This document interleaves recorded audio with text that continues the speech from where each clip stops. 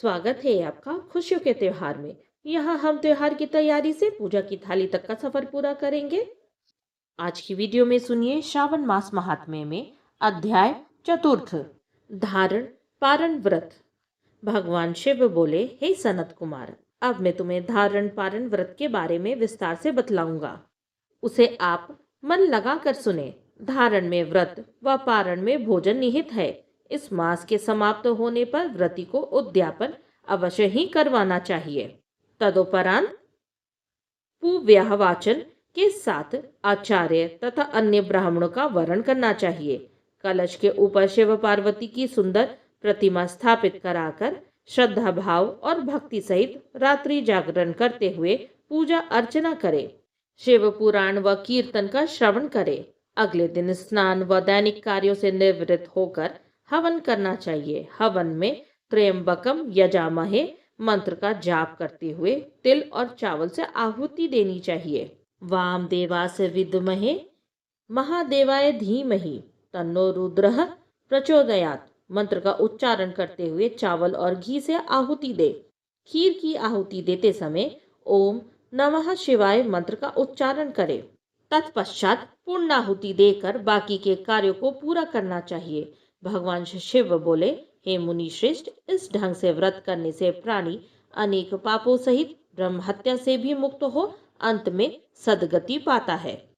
शिव बोले, हे सनत कुमार, अब मैं तुम्हें इस श्रावण मास में किए जाने वाले व्रत की विधि कहता हूँ। आप ध्यान पूर्वक सुने। पुरुष अथवा नारी को इस व्रत को करने के लिए ब्रह्मचर्य व्रत धारण करते हुए प्रथमा तिथि को व्रत का संकल्प लेना चाहिए।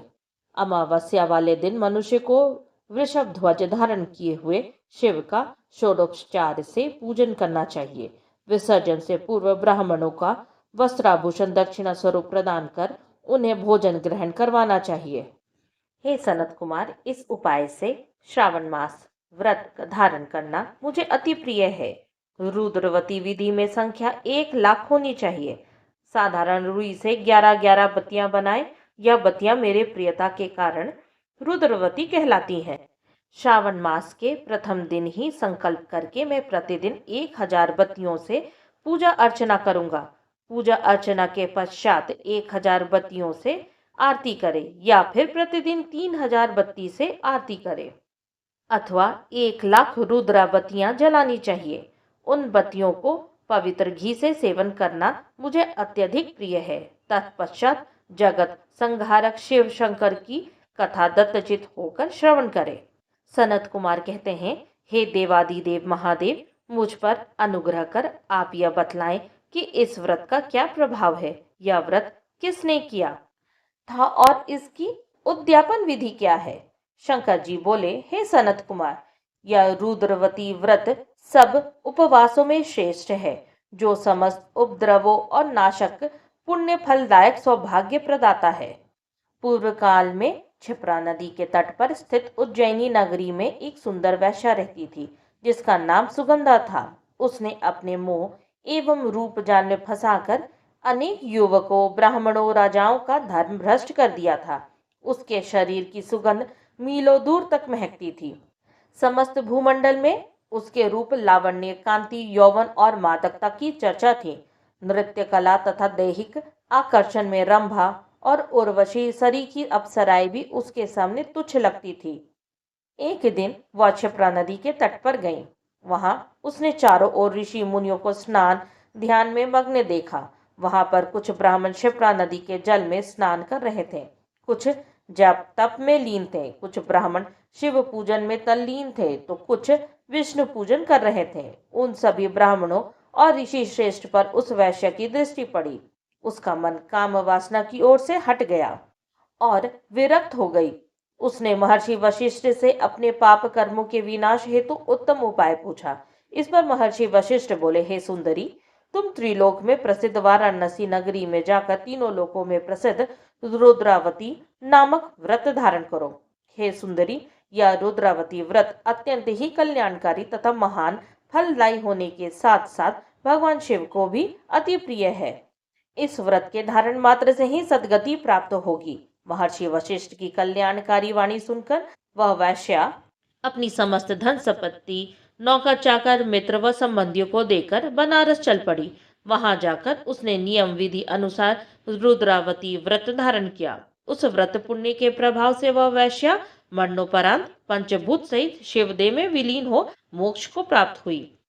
इस प्रकार जो स्त्री यह व्रत धारण करती है और उसे पूरा करती है, उसे वह सब प्राप्त हो जाता है जिसकी वह कामना करती है। शिव बोले, हे सनत कुमार, अब आप माणिक्य बत्तियों का महात्म्य सुनो। इन माणिक्य बत्तियों के मात्र व्रत धारण से ही नारी मेरे अर्धासन को प्राप्त कर लेती है, जहाँ पर वह महाप्रलय होने तक मेरे प्रिय होकर सुखपूर्वक निवास करती है। मैं व्रत पूरा करने के लिए व्रत्योद्यापन हेतु उपाय बतलाता हूँ, आप सुने। शिव पार्वती की स्वर्ण निर्मित प्रतिमा स्थापित करें। वह प्रतिमा स्वर्ण निर्मित होनी चाहिए। वृषभ प्रतिमा जिस पर शिव सवार होते हैं वह चांदी की होनी चाहिए। नियम अनुसार विधि व्रत पूजा अर्चना करे। इसके साथ साथ रात्रि जागरण भी करे। प्रातःकाल नियम अनुसार नदी जल में स्नान करे।